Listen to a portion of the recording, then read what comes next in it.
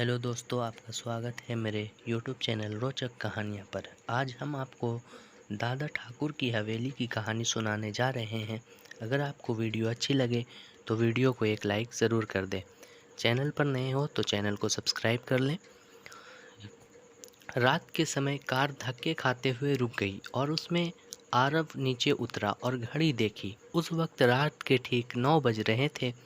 फिर उसने कार का बोनेट खोला और उसे ठीक करने की कोशिश करने लगा, लेकिन गाड़ी स्टार्ट नहीं हो रही थी। आरव ने मोबाइल से मदद मंगवानी चाही, पर उसमें नेटवर्क का नामो निशान नहीं था। फिर उसने गाड़ी की पिछली सीट पर सोई हुई अपनी पत्नी मिताली को आवाज़ दी, मिताली, अरे ओ मिताली, उठो जल्दी से, हमें आज की रात किसी गेस्ट हाउस या होटल में बितानी होगी, क्योंकि गाड़ी ख़राब हो गई है और अब मैकेनिक के बिना ठीक नहीं होगी। हमेशा की तरह मिताली की नींद में ही बड़बड़ाती हुई उठी, आरव, तुमसे एक काम ढंग से नहीं होता, कब से बोल रही हूँ, ये तुम्हारी पुरानी खटारा बेचकर कम से कम एक सेकंड हैंड कार ले लो। जवाब में आरव बोला, खरीद लेंगे माता रानी, अब बैग उठाओ और चलो कहीं रात गुजारने का जुगाड़ करते हैं। फिर दोनों जंगल की कच्ची सड़क छोड़ के मेन हाईवे पर आ गए। उसी वक्त उन्हें जंगल में दूर कहीं से भेड़िए की रोने की आवाज़ आने लगी। घंटा चलते रहे पर उन्हें ना कोई लिफ्ट मिली और ना कोई होटल। मिताली बोली, आरव, तुम्हारे बेवकूफ़ दोस्त मिंटू ने ये कौन से वीराने में फार्म हाउस खरीद रखा है। इस बात पर आरव कुछ कहता उससे पहले ही आसमान में ज़बरदस्त बिजली कड़की। उस आवाज़ से डरी हुई मिताली आरव के सीने से लिपट गई। उस वक्त आरव के चेहरे पर एक मुस्कान चमक गई थी। तेज़ बारिश के आसार नज़र आने लगे। तभी चलते चलते बिजली की चमचमाती तेज़ रोशनी में उन्हें एक पुरानी हवेली दिखाई दी। वह दोनों तेज़ी से दौड़ते उस हवेली के नज़दीक पहुँचे। हवेली गेट पर उन्हें कोई वॉचमैन नज़र नहीं आया, इसलिए वह दोनों गेट खोलकर हवेली के मुख्य दरवाजे के पास पहुँचे। दरवाजे पर डोरबेल के नाम पर एक पुरानी रस्सी किसी सांप की तरह लटक रही थी। उसी रस्सी को आरव ने 2-3 बार खींचा, लेकिन अंदर से किसी भी घंटी की आवाज़ नहीं आई। मिताली ने दरवाजे पर खटखटाने के लिए अपना हाथ आगे बढ़ाया ही था कि उससे पहले ही अंदर से एक भारी आवाज़ आई, अंदर आ जाओ, दरवाज़ा खुला है।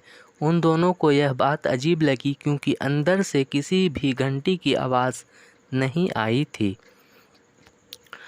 उन दोनों ने कोई आवाज़ की थी। वह दोनों दरवाज़ा खोलकर अंदर गए। दरवाजे के ठीक सामने झूले पर बैठकर एक आदमी शाही अंदाज में सिगार पी रहा था। उन्हें देखते ही आरव बोला, सर, हम यहाँ से कुछ ही किलोमीटर दूर हमारे दोस्त का फार्म हाउस देखने जा रहे थे, पर बीच रास्ते में हमारी कार खराब हो गई।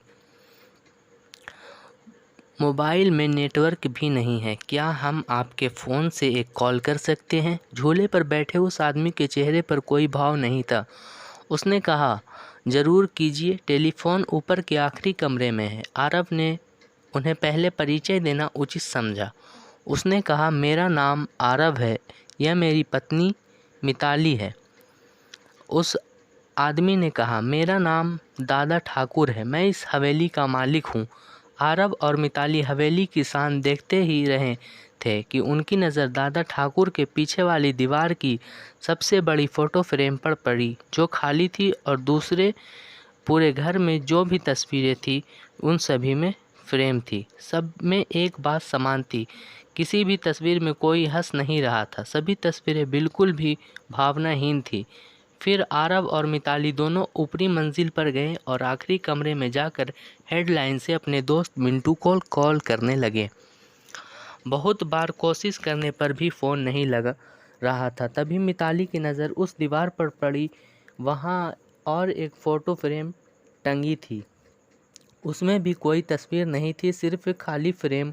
उन्हें यह बात थोड़ी अजीब लगी। फिर दोनों नीचे आ गए और दादा ठाकुर से बोले, आपके हेडलाइन से फ़ोन नहीं लगा रहा है। दादा ठाकुर बोले कि यहाँ की फ़ोन लाइन में हमेशा गड़बड़ी रहती है, दोबारा से प्रयास करें, या फिर चाहे तो आज की रात आप दोनों यहीं पे हमारे साथ रुक जाइए।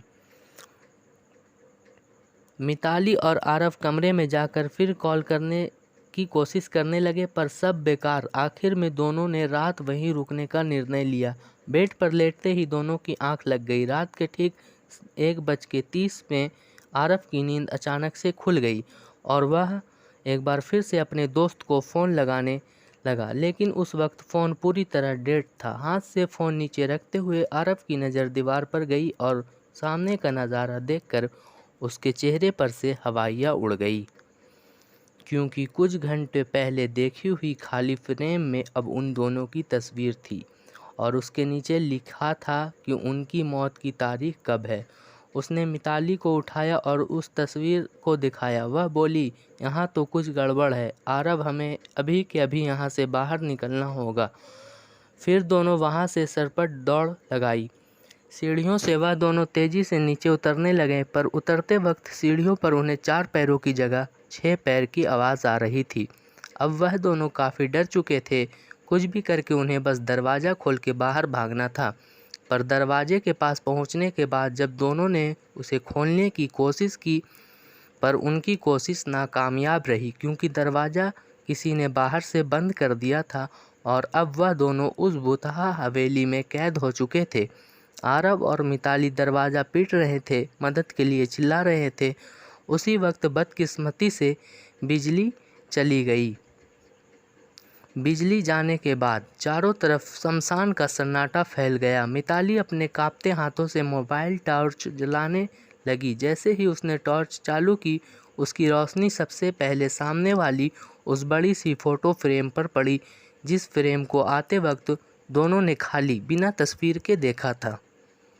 जो बिना तस्वीर की खाली फ्रेम थी, उसमें फ़ोटो लग चुकी थी और झूले पर बैठे दादा ठाकुर की तस्वीर शैतानी मुस्कान दे रही थी।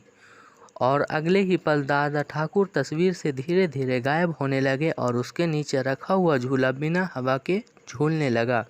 उस भयानक मंजर को देखकर मिताली की घिघी बैठ गई और आरव बस बेसुध देखता ही रहा।